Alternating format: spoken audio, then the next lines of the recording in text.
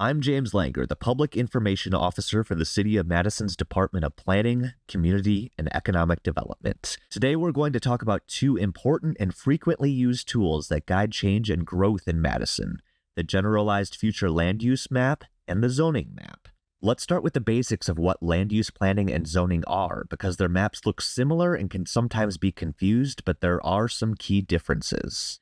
Land use planning is largely what it sounds like, planning how the land within the city is used. It helps provide a big picture vision for the future, particularly when it comes to making decisions about where to locate homes and jobs. Land use planning also helps city staff prepare for anticipated growth to make sure public facilities, services, and resources are available. City staff works collaboratively to determine the types of land uses that are desired, considering things like community input, environmental impact, and infrastructure needs. All land in the City of Madison is assigned a recommended land use to guide sustainable growth and community development. City plans include recommended policies and actions which aim to meet community needs and prepare for the future. These recommendations guide city decision-making. The Imagine Madison Comprehensive Plan is a citywide plan that outlines the community's vision for the future. It was adopted after more than 18 months of public participation and translates community input and ideas into policies and actions to guide decisions on topics such as housing, jobs, and transportation, while also establishing priorities for public investment. A few overarching goals from the comprehensive plan include addressing the housing shortage by adding more housing, expanding transportation options for residents, and locating additional housing and jobs along transit lines. One key theme from the community feedback was the need for compact growth for a sustainable future. As an example, compact growth includes redeveloping underutilized sites in the city rather than developing farmland around the edge of Madison. As our population continues to grow, land use planning becomes even more important. The Generalized Future Land Use Map, or GFLU map, is a key part of the comprehensive plan. State law requires that we have a GFLU map as part of our comprehensive plan to help guide growth and development. The map sets clear expectations for how we want to grow as a community over time and is one tool to accomplish those overarching goals for Madison. Land use recommendations and plans indicate to the development community what type of development is appropriate for a specific site. In addition to making recommendations about where land uses like residential, commercial, and industrial should go, the comprehensive plan also recommends development intensities, for example, how tall buildings should be. These recommendations also provide a framework for reviewing potential development proposals. Let's move on to zoning, which is adopted as one of Madison's ordinances. The zoning code, also called zoning ordinances, are the laws that regulate how property may be used and developed within the city of Madison. The zoning code includes the zoning map and the zoning text. Zoning groups the city into different districts or zones, and each zoning district has its own rules for allowed uses and other development requirements. The zoning map shows the zoning district for every property within the city, while the zoning text includes the details about what is allowed in each district. The zoning ordinance is used by city staff to review proposed developments and changes to sites. The zoning ordinance is also one of the primary tools the city uses to regulate development. All changes to a property or use of a property must be consistent with the zoning code's requirements. In other words, zoning provides the details of the how.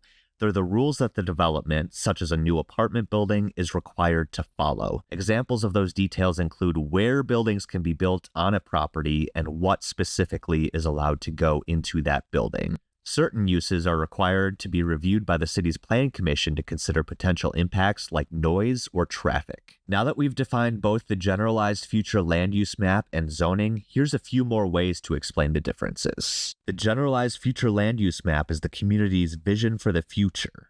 It does not always reflect current land use. Instead, it shows the desired type of future development across the city. Plans are advisory and help guide policy over the long term. They influence future decisions on zoning changes and other land use approvals. But the zoning map, on the other hand, is part of the adopted zoning ordinance. It explains how land can be used and what can be built today. The key takeaway here is that plans are advisory and zoning is law. Here's another way to look at it. The Generalized Future Land Use Map provides the broad brushstrokes. Like the watercolor painting you see here, not everything about it is precise. The boundaries are somewhat flexible, and the Generalized Future Land Use Map includes a range of land uses. But zoning is more like a detailed sketch, providing a clearer picture. It includes specific rules for how a property can be used and developed. The main purpose of the Generalized Future Land Use Map is to set expectations for how we want to grow as a community over time. The relationship between the Generalized Future Land Use Map and zoning helps create more predictability and transparency for that growth. The Generalized Future Land Use Map tells us what zoning could be in the future. State law requires that when land is changed from one zoning district to another, the zoning district must be consistent with the Generalized Future Land Use Map. The city's comprehensive plan has 16 land use categories, and the zoning ordinance has 41 zoning districts. This means there is not a one-to-one correlation between the land use categories and the zoning districts, and there are a range of zoning districts that could be used for each land use category.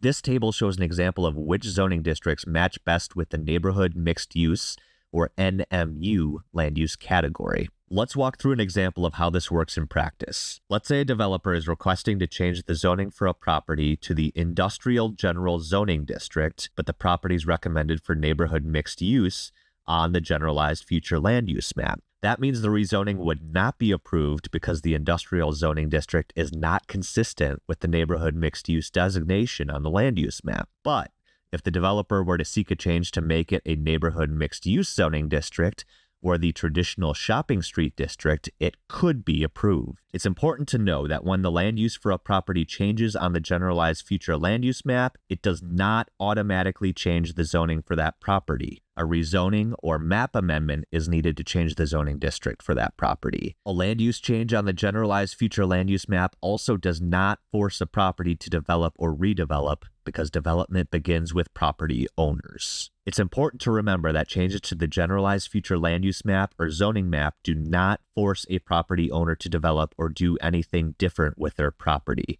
While the Generalized Future Land Use Map is a guide for future development, there are a lot of things it does not do. It does not require that a property or building be either owner-occupied or renter-occupied. It also does not set the cost for rent or include a requirement that apartments or retail spaces be affordable. In Wisconsin, local governments are not allowed to establish rent control measures. Zoning also does not require that a property or building be either owner-occupied or renter-occupied. And finally, zoning does not require affordability, with only one exception. Developers can choose to ask for additional building height only in the downtown area if some of the units are affordable.